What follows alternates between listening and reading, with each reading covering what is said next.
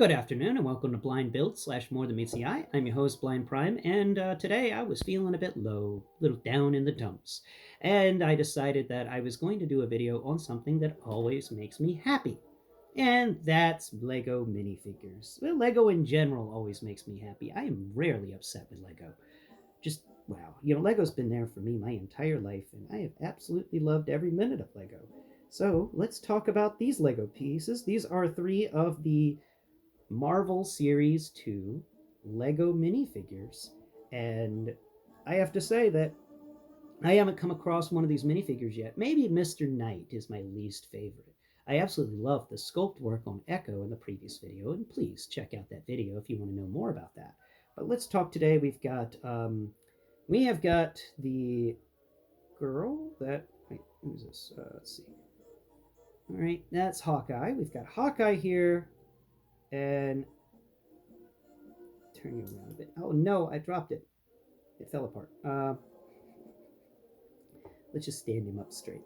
Okay, so we've got Hawkeye. We've got the Cassidy, who's the girl that was in the Hawkeye show.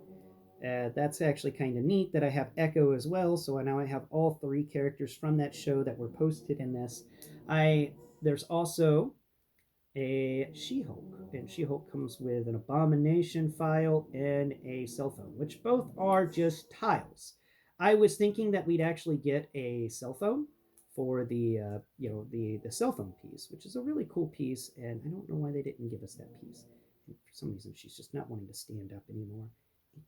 Put this back in your hand, girl. Good grief. Okay, let's see. Maybe I have the cell phone over here because there was a Lego minifigure holding a cell phone. Oh, seems like they dropped it. I don't know where their cell phone went. But there is an actual cell phone piece that exists. And it's a bit weird that we didn't get that. All we got was a 2x1 printed tile for She-Hulk that has apparently some printing on it that's like a cell phone. But the back of it is obviously just a tile. And the same is to be said for this file for Abomination. First off, this thing is 3 studs long. I don't think a file would be 3 studs long. They've usually kept these things at the same size as the newspapers and other, pizza boxes and stuff at 2x2. So having a 2x3 tile to represent a file folder for law is a bit on the awkward side, if you ask me.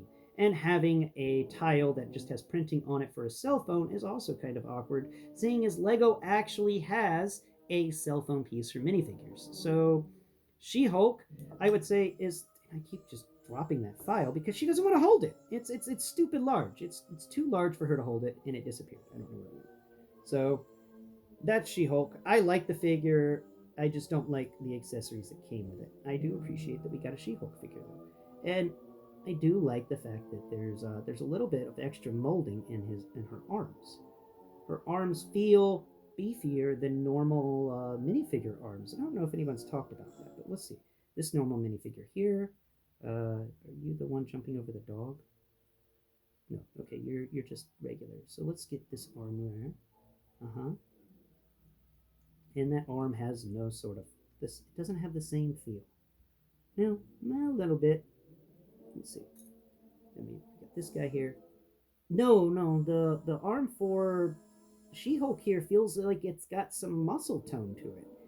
Like I think that's sculpted in muscle tone. Very slight, but it feels a bit wider than a normal minifigure's arm. So give She-Hulk that. I also like the hair and the fact that it's She-Hulk. Just the fact that it's She-Hulk alone was really cool. I didn't like the last episode of the show, but I do recommend you watch the show up until the last episode. Just go ahead and watch everything with Wong because Wongers is the best part of that show. I absolutely love Wongers and the ditzy blonde character. It's like, Wongers, oh. I loved her. That was the best part of that show. So that's She-Hulk. Now let's look over here at Hawkeye because Hawkeye is the next least fun action figure in this group. He's got some fun hair. It's spiky. I didn't realize he had spiky hair. I thought we'd get like a cowl for an archer or something like that, like Green Arrow. But no, he just got this fun hair. He comes with a tiny owl to remind you of the tiny owl from the show. When they were in the Christmas tree and there were the tiny owls. So there's the tiny owl from that Christmas tree scene. And then here's his new bow. Really nice. Negative on the bows for both figures, him and Cassidy, is that this, maybe it's not Cassidy. I wish I could remember her name. This bow is just slightly too large for the minifigure's hands.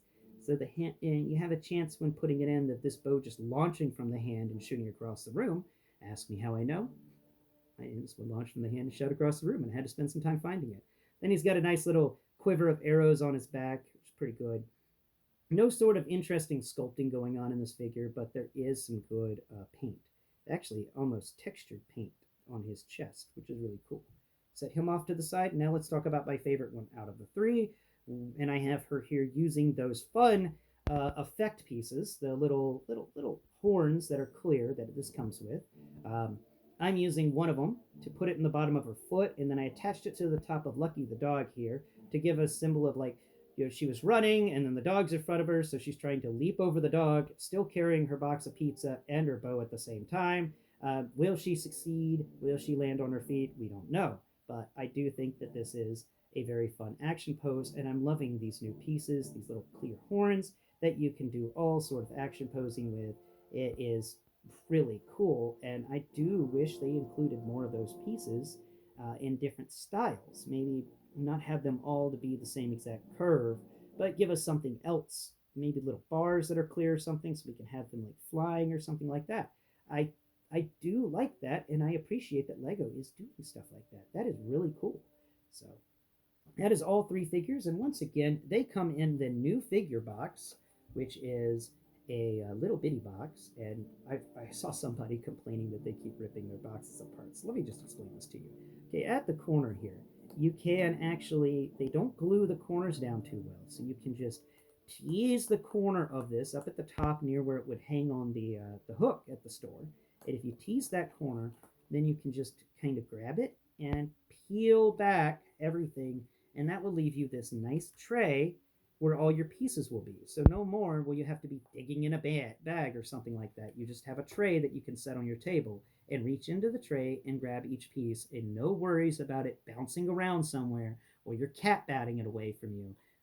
So this is amazing, and I love these boxes. And to all those people out there who are complaining that the blind, you can no longer use your fingers to feel inside the blind box, well, that's what a blind bag, a blind box is supposed to be. You're not supposed to be able to feel what's inside of it.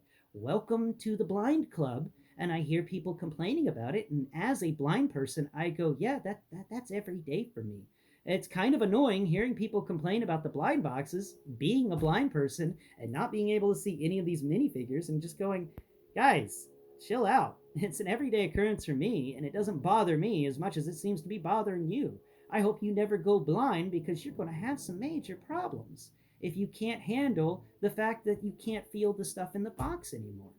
As a blind person, I love this because it's now made everything equal.